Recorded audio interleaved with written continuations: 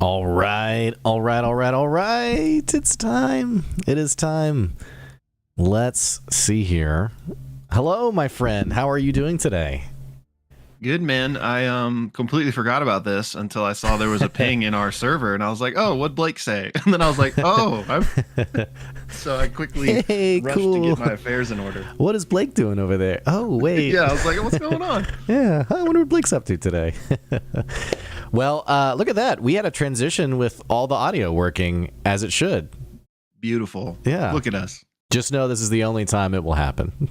So, but hello, everyone. Welcome to our weekly wrap up, our Friday stream. Just a short stream. Grab yourself a little cup of coffee, maybe a little bit of lunch, and let's talk about it. Talk about what's top of mind. First of all, my friend Will, how are you today? I'm good, man. I just been, trying to get some stuff done to start out the weekend right. But I'm doing good. I can't complain. I don't have a coffee right now, which makes me kind of sad, but I did already have one. But I even thought to myself, should I do my second cup right now for this? But it was only like an hour ago that I had my first one, and I feel like that's just too much caffeine. So. It's much too early in the day for your second cup. Yeah. You're more of like a 3:34 kind of guy. Maybe like 5 p.m. tonight, double shot. I'm kind of how a are fan. you doing today, man? I'm good. Yeah, I'm good. I actually have a lot of work today. I'm doing this work for a customer, and they gave me like a bunch of info, and it turns out none of that info is right. So I'm having to like redo a bunch of it myself, which is not fun. But anyway, I'm doing good though. Talking about coffee late at night or in the afternoon got me thinking of. I try not to do coffee too late, but I like when you go to a restaurant and they give you a dessert. Well, they don't give you one. You have to buy it. But they bring out a little cup of joe with it, The old dessert coffee. That's a nice move. It's a nice move. Yeah. So, but otherwise, doing well. I got, playing my idle game on my phone, enjoying that a lot. So, heck yes. I also still going. Nice. I also got a stamp thing for my business, like a little stamp thing. I saw your post. I thought that was cool. It's like a really, I don't know where my fidget spinner is, but it's like a very nice, because it's like weighty on the end, but like very light. So it's kind of fun to like, and then the top of it actually screws off very easily, but you can screw it with one hand. And so there's something very like as I'm working, I'm just like, as we did our stream or our recording yesterday, the whole time I was just like messing with it. So Bro, I love a good little fidget toy. Yeah. Also, is it satisfying to actually use? Yeah, actually it's extremely easy to use. Yeah. And it was only like $10 on Amazon. Even customized? Yeah. That's pretty cool. Yeah. So, and for you guys listening, I have a business. And one of the things that I have been trying to do as of late is like little tiny things just to kind of make like the customer experience a little bit better. And a friend of mine does like a wax seal, not on like everything, but just like on like the welcome package. So I've started doing that. I really like it. But anyway, so that's why I have this random, it's like, why do you have a wax seal thing? So anyway. I like it. I feel like a medieval lord if I doing it. Yeah. Have y'all seen, Larissa asks, have y'all seen the dice that are bullets in a revolver? What? What is that? I don't think so. No, is that? I'm trying to even picture like how that would work. Like, is it like that's how you roll it or something? Yeah, or? do you like actually shoot them? Yeah, okay. You'll have to give us an update on that. Philmatic says, hello there, my lovely friends. Hello to you. Hope you're both doing well and good. Remember, as always, to have Thai food. Of course. Sending you all the love from Thailand. Okay, we've got to get our Thai food. Yeah, soon. You had some recently, but I think the two of us, we need to get some. Yeah, we should. It's been a couple weeks now since I did, but I'm always down. Larissa says fidgeter's dream. I'll have to link those in the Discord. Okay, yeah. Ooh, please do. I'm very curious. Yeah, I'm learning more and more that like I'm very tactile, and like as I work, I really have to have something that I'm playing. And actually, I typically do have my dice like on my desk, so I can like as I'm just like working, I don't know, I guess it is just like a fidgeter thing. I'll just like roll the dice, and that dictates how I see my day from that moment on. You know what? I'm here for it. I Oh like man. it. Yeah, I'm the same way though. I gotta like I'm always like bouncing my legs or like I have like little stress toys that I squeeze. Like I just Oh. have to be doing Ooh. something. Show that one. That one looked cool. It's a little penguin. Okay, that's very He's got, appropriate like- for you. Yeah, he's got like beads inside of him, so it's like really like satisfying. But it's definitely just gonna explode here pretty soon. I'm glad. I'm fairly certain. I had, you know my humor, man. I had like this dark thought of like you not expecting to have to show it, and it's like a sex toy or something. You're like, it's okay. Well, I'll show you after. It's like a big penis. I'm just like, why do you have that? It's don't ask. Anyway, I'm sorry, guys. This is just where we go. So, Eric, I also saw your answer in the chat. We'll get to that here in just a little bit. I just didn't want you to think I ignored you, didn't see it. Starting off our convo today, though, we got a question from Film Addict. Will, my guy, Dune 2 review, how'd it go? Give us a little spoiler-free. What'd you think? Yeah. Spoiler-free review. It was fantastic. Everyone's been hyping it up maximum levels, and I will say, like, I haven't seen every review, so I won't say it is deserving, but I'm not ready to say it's the best movie of all time, but it was phenomenal. I would definitely recommend like going to the theaters to see it. I went and saw it in IMAX, which I don't know if they've got that where you guys are. It is expensive, but I would also recommend it. Yeah, I'm excited for the next one. Really good. Is there going to be another one? I think so. Dune, I think, is like a lot of books, like 6 or 7. That's right. So these first 2 are the first book. So I think he said he's committed to one more, but I don't think he plans on doing the whole thing. 1, because it's so long, and 2, I think it gets like really crazy. Yeah. Okay. Like it, I mean, you saw the first one, right? Yeah.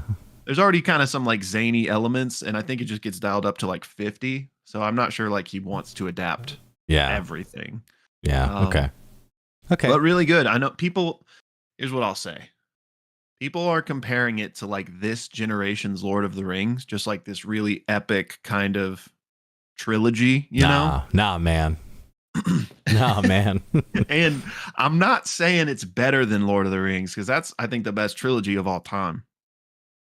Specifically trilogy. But I would say that, like, there's nothing else that I would give that title thus far. What about the new Star Wars trilogy? You wouldn't put that in? Didn't quite get there. They didn't quite see it through. Yeah. You must have really liked it, though, to even broach the convo of best of all time. I mean, now I really need to see this. Wait, now. I'm not saying it's best of all time. I know, but you brought up unasked the topic of it, which means you've thought about this is a pretty good movie, and is it the best of all time? It is. It's really good, but it hasn't even entered best of all time in my mind. But that's not to say that it maybe couldn't. I just wasn't even like, it's too soon to even. Yeah. Okay. Like, I feel like that you got to kind of like stand the test of time to. And some things age really well. Yeah. Like some things are just good movies, and then I think Interstellar is a good example of this. Great movie, but like over time, I've liked it more and more. Sorry, which movie? I missed it. Interstellar. Oh yeah. I was gonna say the Batman trilogy, but then I was like, I think I'm just naming off Christopher Nolan films now. So, did you ever see Tenet? By the way, no, I didn't. But you still need to see that. I do. Someone in my D&D group, it's his favorite movie. He's seen it a lot. In fact, him and his wife, they're good family friends. They invited Joy over for dinner, and he was like, "Hey, you want to watch Tenet?" And Joy was like, "Okay."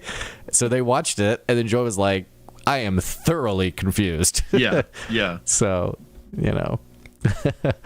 it's a very Nolan movie, So like you absolutely have to watch it more than once, or watch, some YouTube breakdowns. Yeah. Okay. If you're only gonna watch it once, but it's good. Nolan's probably my favorite director.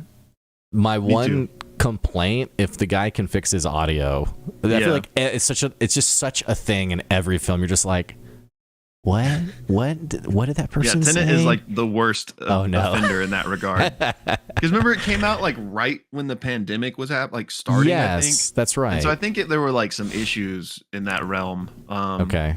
But yeah, so that is like the one downside. Okay. Filmatic says, so let's catch up on a couple of comments. Dune has 7 books. Paul's stories in the first 2 to 3 books. After the 4th books, it gets weird in a sexual way. Okay. The first 2 books are what are going to be adapted, but no, not the best of all time. Eric says, don't watch Tenet. Tired for sure. Yeah. And then Filmatic added, I hated Interstellar as time went on, which is ironic. Okay. And Tenet, although is one of the best films ever made, fact, not fiction. Yeah, like you in particular, I think would really like Tenet because I feel like you and I like enjoy the same aspects of things. Yeah, I think that's a fair. Yeah. Which is I don't know how else to say it, but like you'd really like kind of digging into it. Yeah. Well, a somewhat related conversation. I want to talk about Marvel movies. And here's why. Did you see the news from Bob Iger, CEO of Disney? I don't think so. So Bob Iger was like I don't know if it was like a shareholder meeting or what this was, but was specifically asked about superhero movie fatigue. And this has been like a popular conversation over the last like 3 or 4 years. Like, you know, is there superhero fatigue? Is that why these movies? And just generally speaking, for people watching, you know, the latest. I guess we just came out of phase 4, right? We're in phase 5 now. Is that correct?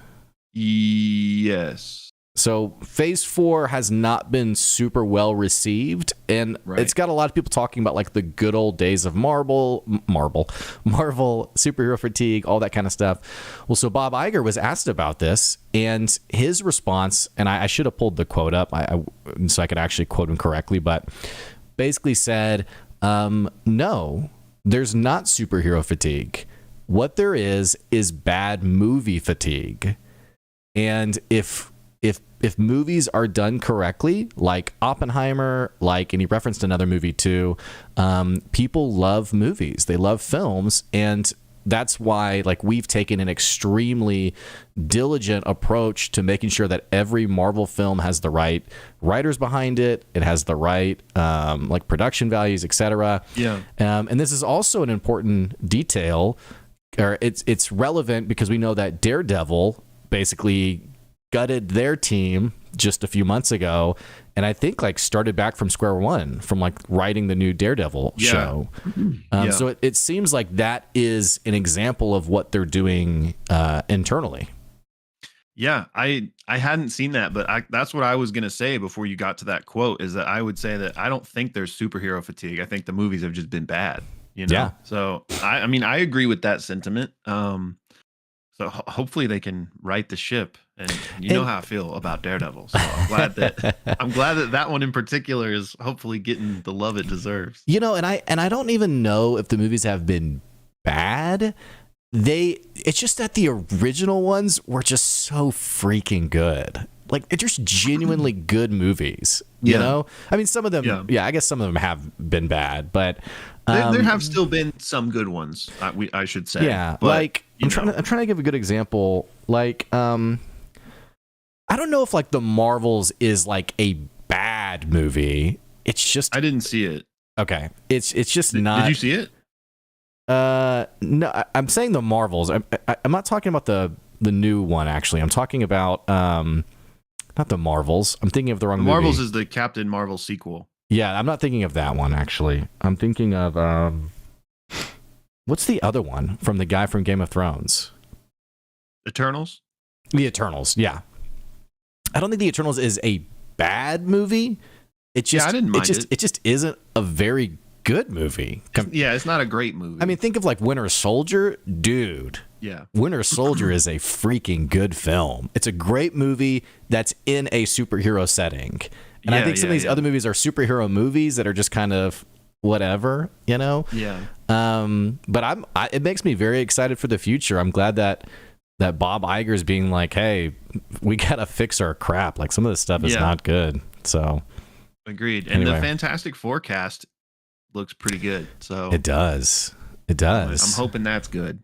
That seems to be like like that movie really has to be good because like that's gonna be like not really simple comparison here, but like that'll be Tony Stark, Robert Downey Jr. Like Pedro Pascal has to now carry the MCU kind of. There's Yeah. obviously lots of other people that are still around, but like we kind of said goodbye to this old generation and the new one hasn't really like gripped Taken people off, yet. yeah. So I think like Fantastic Four is like the chance to really like Yeah. get it going again. And I love Pedro Pascal, man. I know, man. How could you not? What is it about this guy that just like I don't just know, see man. him and I'm I like, I think- love you.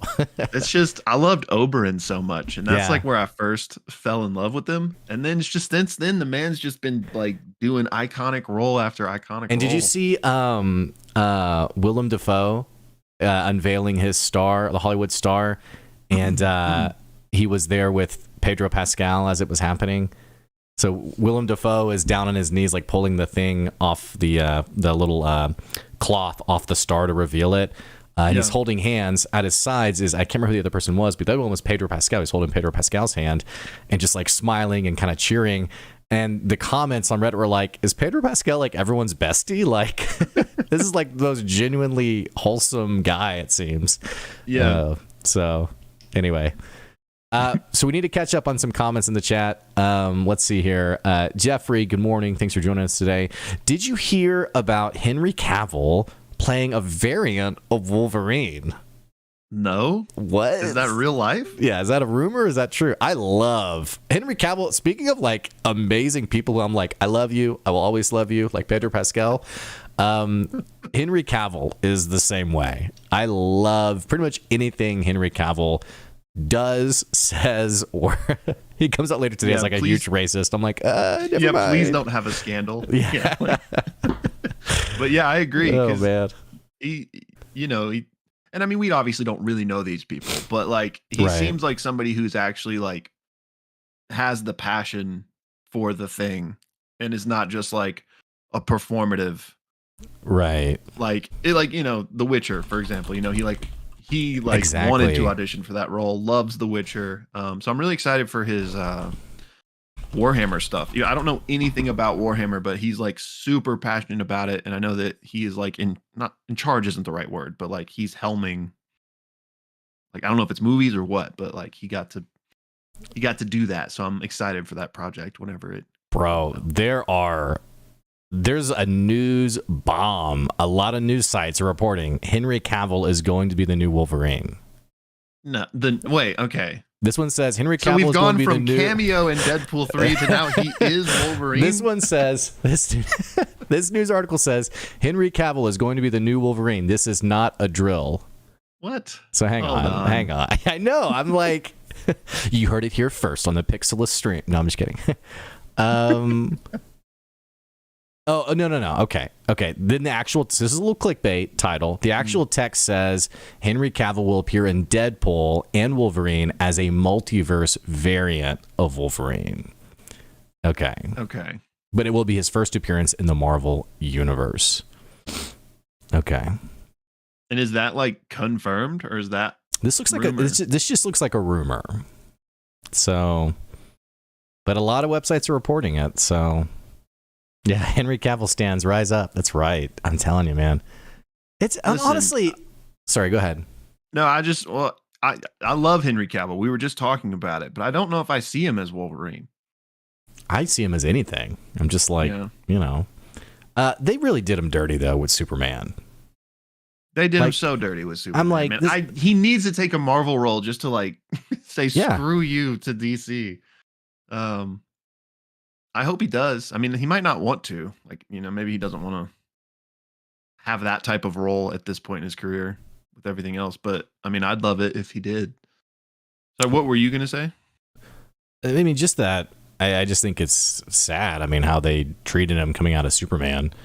But despite that, though, I mean, he might have his hands full with Warhammer. Yeah, because I think he's also, I haven't heard anything about it in a long time, but he was doing like a Highlander as well. I can see that. Yeah, that's really cool. So I don't know if that's like a one and done or if that's like a franchise, but and maybe it's been scrapped for all I know. But yeah, that was also on his docket, I believe. Yeah.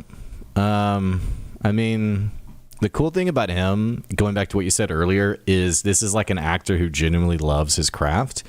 Mm-hmm. And like I saw a clip of him like on a talk show being asked about Warhammer, and he was talking, and then there were like two ladies sitting next to him that were on the couch, and he was like really nerding out hard about Warhammer, and the two other people were kind of like, what is happening right now? But then the fourth person, maybe it was like the host or someone, was like, oh, I play what's your army? And I don't know Warhammer, so I can't. I think I know what you're talking about. I think it was the Witcher guy, because wasn't it the bard from The Witcher that started talking to him about it? I don't know if it. I feel like I would have recognized him, but maybe not. Maybe it was that. Well, I've seen a couple interviews, so it might be just another one where he brings it up. But yeah, I've seen like similar interviews. One with Tom Holland, they like start geeking out a little bit too. That's cool. Yeah. You know, I just always love the expression that guys don't grow up, we just get older, and like we just really love our nerd stuff, you know? Yeah. So, which, speaking of, I had a friend of mine who was getting married, and he was like, yeah, my wife doesn't want me to play video games anymore. So, and I was like, I feel like y'all should like work that out before you tie the knot, man. So I don't know. But anyway, we needed a Man of Steel 2. Yes. There was a question earlier that I wanted to get back to that I saw it, but I didn't answer it. How do we feel about Warner Brothers and other studios shelving fully produced products like Batgirl, etc.? Listen, I can't speak. I don't know anything about that movie, but just some of these movies probably deserve to be shelved. Like maybe Batgirl was the exception, but you know, like I saw Madam Web was mentioned earlier, but like that and Morbius, and like, why are we making these movies, man? Yeah, I mean, they probably, if they're fully done, like I don't really understand why you shelving it at that point, but like, you know, why are you even? It's such a blatant cash grab, you know? Yeah, there's like weird corporate management stuff where like someone makes the decision like this is going to reflect badly on us, but it's like you already have such a low value brand, you know, you might as well like recoup some of the cost, and then like future projects can be a little bit better. But I'm indifferent about Batgirl because I haven't followed that conversation other than just knowing about it being shelved. Yeah. Madam Web, I know top to bottom was pretty horribly panned. And this is nothing against, I can't think of the actress's name because I actually really like that actress. I can't think of her name, who's playing Madam. I think Dakota Fanning. I guess she is Madam Web, unless one of the other characters in the trailer is. Yeah, I think so. So I really like Dakota Fanning, but I did see an interview where they were like quizzing her about Spider-Man, and she was like, I don't know. They were like, what's the name of like the original Spider-Man? And she was like, the Spider-Man? I don't know. And like didn't know like a lot of like you counter that with Henry Cavill, who's very like knows the source material, all that kind of stuff. And it's really nothing against Dakota Fanning either, because a lot of times like the way this stuff plays out from like a talent perspective is you as an actor or actress, you don't always choose your projects. You're for lack of better phrasing, because I don't know what these things are all called, but like your talent person, you know, books you and gets you onto these things, onto these projects, and they represent you and all that kind of stuff. So it's not uncommon for a celebrity to be in a film that they didn't necessarily know they were going to be in until it's like time to show up for production. Not that bad, but you get the idea. Yeah. So I don't necessarily falter for that, but you do wonder like, why did they make this movie? Because it's just apparently terribly bad, like Morbius, which has given us great memes, if nothing else. So yeah, I haven't followed it like super closely, but I have seen some stuff, and I got the impression that like she even hated the movie and was like, maybe it was like one of those weird deals like you were talking about, where like it wasn't what she thought it was going to be or something. But yeah, why are they making all of these Spider-Man movies without Spider-Man? It makes no sense. Dakota Johnson, that's right. Dakota Fanning is the other actress. Yeah, sorry about that. Yeah, it's so weird. And also the other movie, what's the other one? Yeah, I didn't like any of the Venom movies. I haven't seen any of them. They're whatever. What's the other one though? The Hunter in the Spider-Man. Craven. That one looks okay. I don't know. But it's weird it's weird how Sony's like decision making was, we have this IP, Spider-Man, and our decision is to build out the Spider-Man universe rather than just going with what people. It's weird that they have all this money around Spider-Man and he's not part of any of the films. Yeah, well, I think he can't be. Oh, because okay. of the new deal they made with Marvel or whatever. But like there's some weird thing with that deal where like they have to keep making movies or they'll lose it, I think. Okay, yeah. I think that's part of it. Okay. But I mean, I think the idea has to be that they're bringing in a Spider-Man at some point. But that's not going to make all the past 6 movies before that okay. Yeah. But I think like I don't know if it's going to be like, I know some people have said maybe they're going to bring in like Andrew Garfield's Spider-Man into that universe, or maybe like Tom Holland will eventually just go over there or something. But I think there was just an interview with Andrew Garfield this last week about that, and he said it's not looking like it's going to happen because there was like a back and forth about it. So anyway. I also saw that Sam Raimi wants to do Spider-Man 4 still, like with Tobey. I'm okay with that. I think it'd be like a nice little nostalgia bomb. I will say, in general, I'm a little I'm a little hesitant about stuff like that, only because Hollywood is so consumed with creating content around nostalgia instead of like legitimately genuine ideas. Yeah. And so like, if it was like a one-off, I'd be like, ooh, that's really cool. But like, there's just so much stuff over the years where I'm just like, they're making a sequel to that. It was perfect. Why? And then the sequel's terrible. And I'm just like, why did y'all do this? Like, did you see the new Matrix? Was that good? No, I didn't see it. I wanted to see it. I plan on watching it, but I haven't. Did you? No, I heard it wasn't very good. But a good example though, if it isn't very good, like, why do we need a Frozen 2? Original Frozen's great. Now we got a Frozen 3 coming. So I'm like, The Incredibles 2. I'm just naming all. I have a toddler, so I'm naming all, Incredibles 2 was pretty good. It was okay. I don't really remember it that well, but I don't remember disliking it. The thing is that some of these like original pieces of content are just so genuinely good that if the sequel isn't also as good, it's just hard to like. It just feels like two, and I'm sure it is 2 different teams that make them, but sometimes like that gap is really clear. So the exception being going back around, like Winter Soldier was an amazing sequel to Captain America. So Iron Man sequels were okay. Thor: Dark World, not so great. Yeah. But Larissa says, I would say the exception in like the Winter Soldier case and like the Dark Knight or Dune now is those things were planned. Like it wasn't like they made the first Captain America, it did so well, let's make another one. No, that was like, it was always planned. Does that make sense? You know what I mean? Like, yeah. So I'm trying to think of an example where like it wasn't planned and the sequel was great. I'm sure there are examples. I can think of examples where the sequel was planned, or sequel. I think of Game of Thrones. But in their defense, which is a very generous in their defense, G.R.R. Martin was also ideally going to have finished the story by the time they got to the end of it. So it's still too soon. I'm better. I hate them. Hasn't it been like 10 years? So much for ruining what could have been the best show of all time. It could have been. Yes, it could have been. But we've talked about this, but House of the Dragon is apparently really good. Yeah, I need to see it. I need to see it. I need to see that. And there was something else I was just thinking of, but I lost track of it. But well, moving on from this topic, because our stream isn't too long, so we had a lot of different things. Let's go to the question in the poll.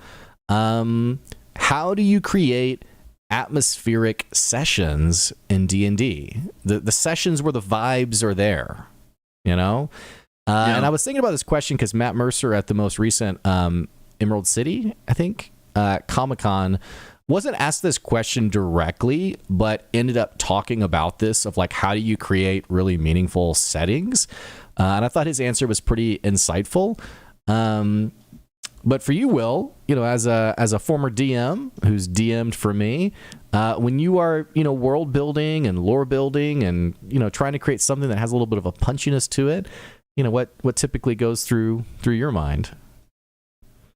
So in terms of like atmosphere at the table, like while we're playing, yeah,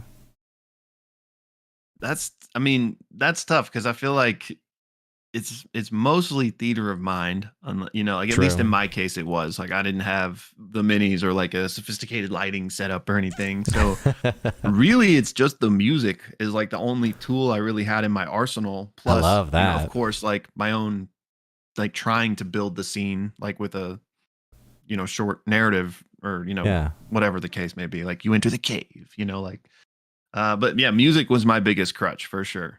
Like I would just try to find something that like would cheat my players into feeling the emotion that I wanted them to, and I think you always do it right, because I've had this happen with both my tables where you have like, you put a little thought behind the playlist and then like the moment happens in the session where like the music also coincidentally turns over and your players think you did it intentionally. They're like, ooh, the music.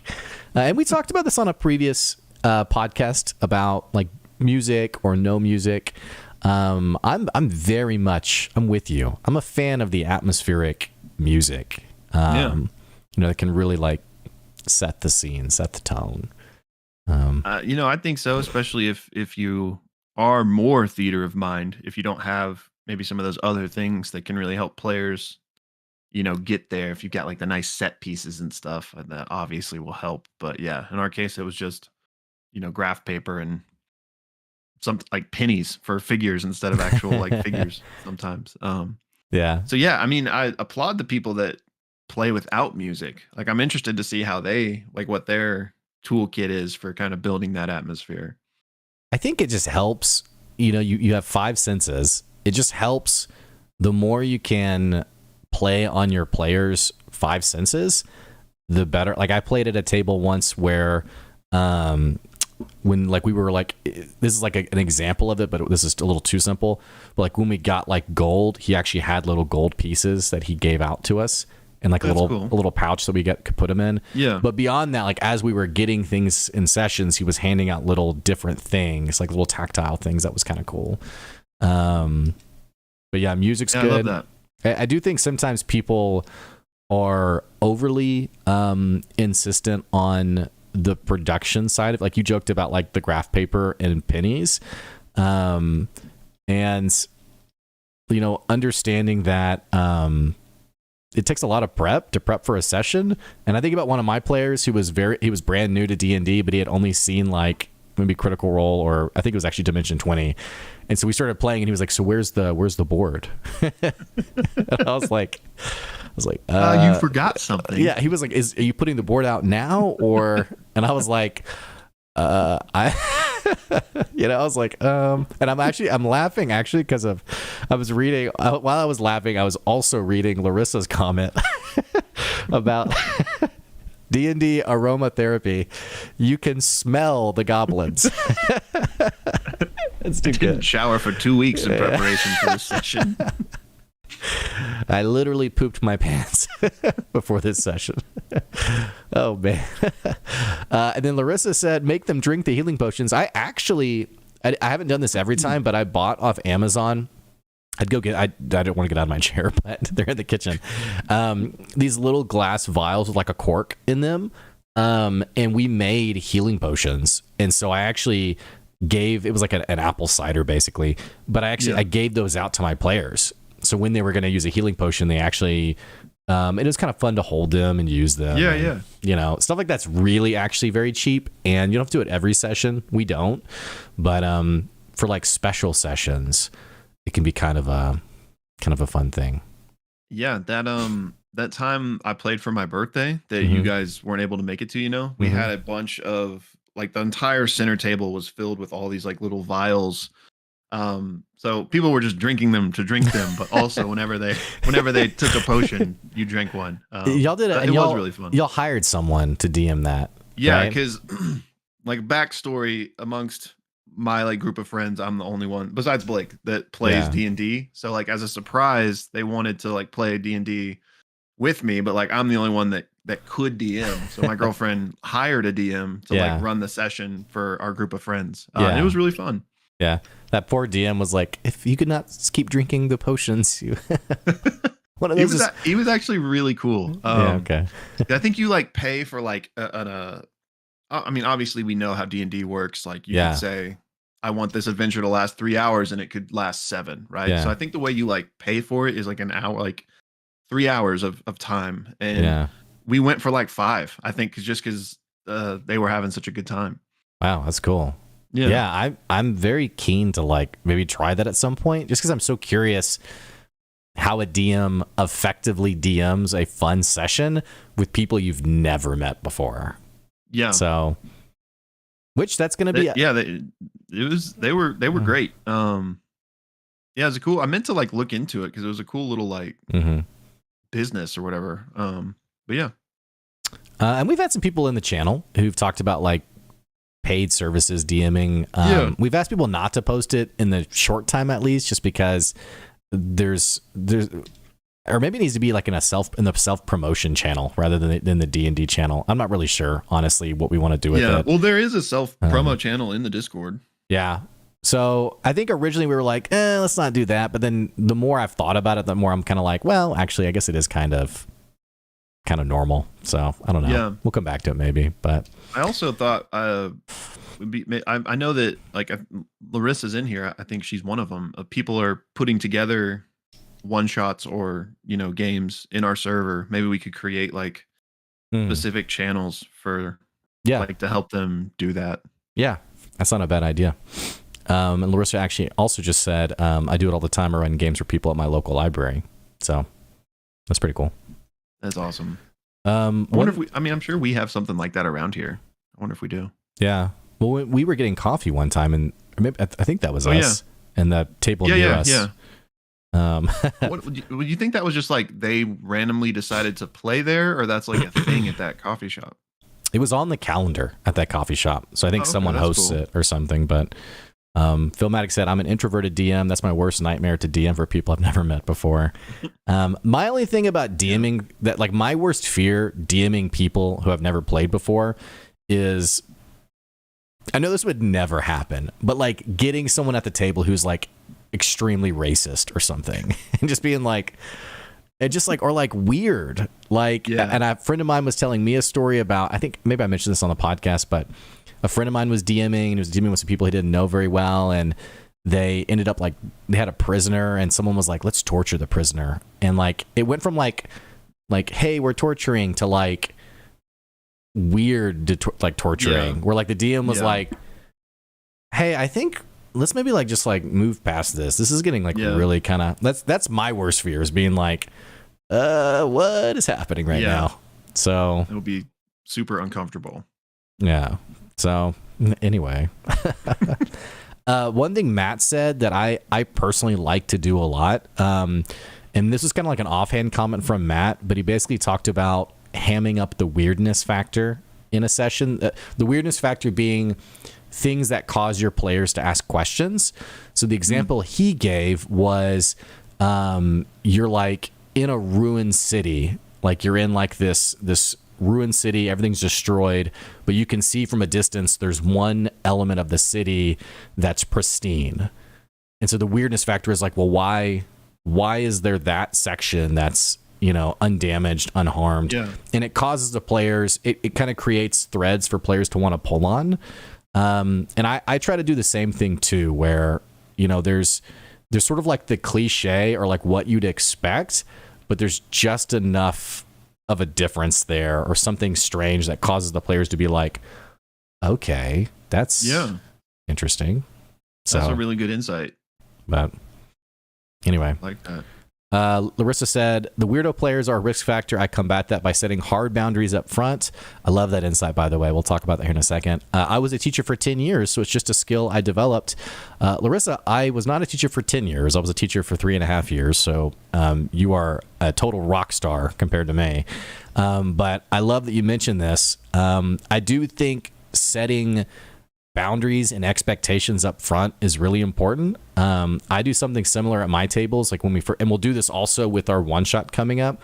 I typically, when we sit down, I say, hey, don't know how you've typically played, but at this table, we usually don't do X, Y, and Z. We probably wouldn't do this. And we also talk about like not just like weird stuff, but just like table etiquette.